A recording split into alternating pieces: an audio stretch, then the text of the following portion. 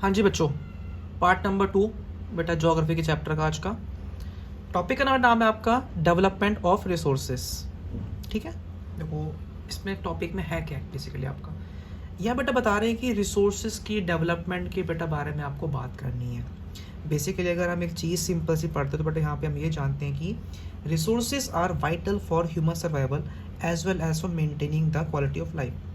ज़िंदगी जीने के लिए, लाइफ की क्वालिटी को मेंटेन रखने के लिए और इंसान की बेटा सर्वाइवल के लिए व्हाट वी नीड रिसोर्सेज। ठीक है, it was believed that resources are free gifts of nature. भाई हमको प्रकृति ने कुछ फ्री में अगर दिया है तो वो क्या दिया है, वो बेटा उन्होंने हमको रिसोर्सेज दिए हुए हैं। Human beings use them indiscriminately and this has led to following major problems. ठीक है, इंसान ने कभी भेदभाव नहीं किया, इंसान ने इतने गलत तरीके से इस्तेमाल किया है उसको, इंसान ने धड़ल्ले से इस्तेमाल किया है, ना आगे देखा ना पीछे देखा, और उस कारण से बेटा बहुत सी समस्याएं हमारे सामने आ चुकी हैं। ठीक है, तो वो बेटा हमको समस्याएं पढ़नी है कि भाई क्या क्या समस्याएं बेटा हमारे सामने आ गई हैं। तो पहले क्या बेटा क्या आपका कि depletion of resources for satisfying the greed of few individuals. कुछ लोगों की जो भूख है, जो लालच है, उसको सेटिस्फाई करने के लिए हम पूरे रिसोर्सेज को, पूरे प्रकृति के बेटा फ्री गिफ्ट को हम लोग जो है वो उसको नष्ट कर रहे हैं, उसको एक्सप्लॉइट कर रहे हैं। ये बेटा आपकी पहली डिफिकल्टी है। Number 2, accumulation of resources in few hands. भाई जो रिसोर्सेज है ना बेटा, रिसोर्सेज बेटा इक्वली डिस्ट्रीब्यूटेड नहीं है, ये सिर्फ चुनिंदा हाथों में है।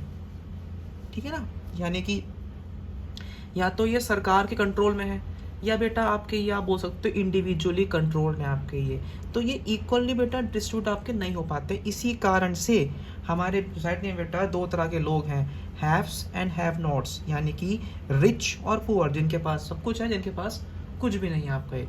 Next point, indiscriminate exploitation of resources has led to a global ecological crisis as global warming, ozone layer depletion, environmental pollution and land degradation. आप सभी जानते हैं किसी भी वस्तु, किसी बेटा चीज़ को अगर हम प्रकृति को बेकार रूप से गलत तरीके से इस्तेमाल करेंगे तो डेफिनेटली बेटा हमको उसके नेगेटिव कंसिक्वेंसेज जो है वो देखने को नजर आएंगे, हमको मिलेंगे। ठीक है, सो ये बेटा आपका एक टॉपिक है आपका डेवलपमेंट ऑफ रिसोर्सेज में बेटा टॉपिक है आपका कि इंसान को मतलब इंसान की वजह से कौन कौन सी 3 प्रॉब्लम्स आ चुकी हैं या क्या क्या बेटा कारण है हमारे पॉल्यूशन होने के या एनवायरनमेंट को बेटा खराब होने के आपके ये। ठीक है, नेक्स्ट टॉपिक बेटा हमारा आता है व्हाट इज सस्टेनेबल डेवलपमेंट। ठीक है, सस्टेनेबल डेवलपमेंट से आप क्या समझते हैं, यानी कि टिकाऊ विकास क्या होता है। सो सस्टेनेबल डेवलपमेंट या sustainable economic development means development should take place without damaging the environment. विकास तो हो लेकिन पर्यावरण को बेटा नष्ट करके विकास करना गलत है। साथ ही साथ बेटा आज की कहते हैं ना, and development in the present should not compromise. ठीक है ना, आज की जनरेशन बेटा जो है वो जनरेशन जो है अपनी लालच के लिए, अपनी नीड्स को बेटा पूरा करने के लिए कहीं फ्यूचर जनरेशन के साथ बेटा कहीं वो जो है वो आपका कुछ कॉम्प्रोमाइज़ ना करे, यानी कि उनके बेटा नीड्स को वो ख़त्म ना कर दे कि भैया सब कुछ तुम लोगों ने खा पी लिया है, कुछ बचा ही नहीं है आने वाली पीढ़ियों के लिए। इसी को बेटा हम लोग बोलते हैं सस्टेनेबल डेवलपमेंट। नेक्स्ट एक बेटा ये हम मीटिंग की बात करने वाले हैं, रियो समिट। रियो समिट बोल लो, अर्थ समिट बोल लो, बात एक ही है। अगर आप लोग आगे चल के 12th लेते हैं तो बेटा 12th पॉलिटिकल साइंस में इस बेटा टॉपिक के ऊपर काफ़ी डिटेल में आपको बताया गया है आपका ये। ठीक है, तो कब की बात है बेटा, ये बात है आपकी जून 1992 की बात है ये। ठीक है, more than 100 heads of states met in Rio Brazil. Brazil के रियो डे जनेरियो के अंदर 100 से अधिक ज़्यादा कंट्रीज़ के हेड मिलते हैं। किस चीज़ के लिए, पहले अंतर्राष्ट्रीय पृथ्वी सम्मेलन, यानी कि फर्स्ट इंटरनेशनल अर्थ समिट के लिए, यानी कि ये पहली मीटिंग थी जो पर्यावरण के बारे में हुई थी आपके ये। The summit was convened for addressing urgent problems on environmental protection and socio economic development at the global level. Meeting का मुद्दा ये था, मीटिंग को बेटा इसलिए बुलाया गया था ताकि आप देखो, आप सभी बेटा जानते हैं किस तरीके से हमारे वर्ल्ड में प्रॉब्लम्स थी वार्मिंग की, ओजोन लेयर की, तो उन सबको ठीक करने के लिए बेटा हमारी कंट्री में ये सब आपका हुआ था। The assembled leaders signed the Declaration on Global Climate Change and Biological Diversity। ठीक है, जितने लीडर्स थे बेटा ये लोग एक जगह पे मिले, इन्होंने बहुत सारे डिक्लेरेशन की, इन्होंने बेटा बहुत सारे एग्रीमेंट पे साइन किए थे। किस चीज़ के लिए? पृथ्वी को पॉल्यूशन से बचाने के लिए और जो भी चीज़ें गलत हो रही थी बेटा उसको ठीक करने के लिए आपका। The Rio convention endorse the global forest principles and adopted agenda 21। इन लोगों ने बेटा पूरे ग्लोबली बहुत सारे चेंजेस किए, प्लस इन्होंने एजेंडा 21 नाम का एक प्रोग्राम बनाया, ठीक है ना। और 21st सेंचुरी में सस्टेनेबल डेवलपमेंट को करने के लिए एजेंडा 21 नाम से एक प्रोग्राम बनाया गया। और यू कैन से एजेंडा 21 इस लाइक आपका कि एक ये आपका एग्रीमेंट था, ठीक है। अब इस एजेंडा 21 के बेटा हम लोग जरा एक बार खुल के बात करते हैं कि एक्चुअल में एजेंडा 21 था क्या। So it is the declaration signed by world leaders, ठीक है, इन 1992 at the United nation conference on environment and development, UNCED, ठीक है। रियो मीटिंग हुई थी, उस मीटिंग में जब सब लोगों ने मिलकर एक एग्रीमेंट पे साइन किए उसको बोलते हैं एजेंडा 21, ठीक है। इसका एम क्या था? It aims at achieving global sustainable development. इसका बेटा मेन एम ये था ग्लोबल सस्टेनेबल डेवलपमेंट को अचीव करना। It is an agenda to combat environmental damage, poverty, disease through global cooperation on common interest, mutual needs and shared responsibilities, ठीक है ना। इनका एक और मुद्दा ये था कि बेटा जो पर्यावरण को नुकसान पहुंच रहा है उसे कम करना, गरीबी कम करना, बीमारियां कम करना और ग्लोबली कॉपरेशन को बढ़ाना, म्यूचुअल नीड्स को समझना और अपनी जिम्मेदारियों को भी समझना इनका बेटा एक मुख्य चुनौती थी, इनके लिए मुख्य इनका एक कार्य था।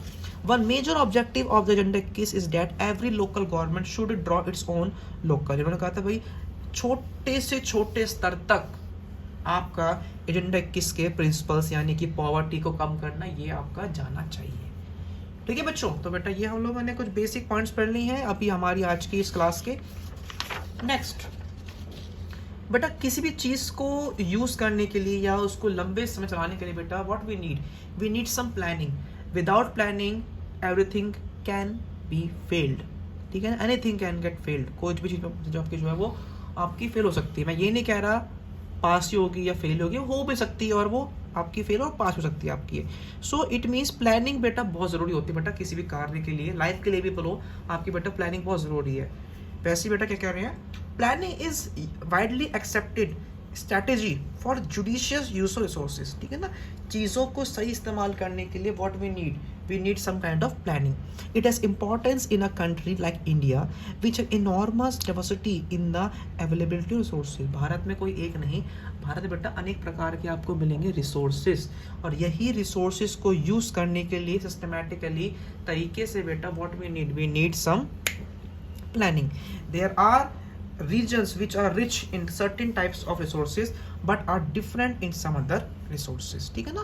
देखो भाई कोई किसी रीजन के अंदर जैसे मैंने बोला कि भाई किसी जगह पे आपको बहुत सारे मिलेंगे लाइक आपके आप चावल वाले एरिया मिलेंगे, कुछ मिलेंगे आपको गेहूं वाले, तो आपको बेटा इक्वल इनको जो है वो साथ लेकर आपको चलना पड़ता है, ठीक है। There are some region which can be considered self sufficient in terms of availability of resources and there are some regions which have not adequate shortage of सम रिसोर्सेज। देखो किसी क्षेत्र में किसी राज्य के अंदर बहुत सारे रिसोर्सेज हैं और वो काफ़ी हैं स्टेट की नीड्स को पूरा करने के लिए, और बेटा किसी में आपका नहीं है।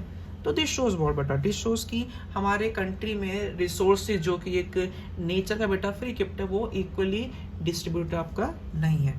For example the states of Jharkhand, Chhattisgarh and Madhya Pradesh are rich in minerals and coal deposits, ठीक है। And Arunachal Pradesh has abundance of water resources but lacks in infrastructure development, ठीक है ना। बेटा हर किसी में एक खूबी हो तो वो जरूरी तो है नहीं, किसी में कोई प्लस पॉइंट है बेटा, किसी में आपका कोई होता है प्लस पॉइंट।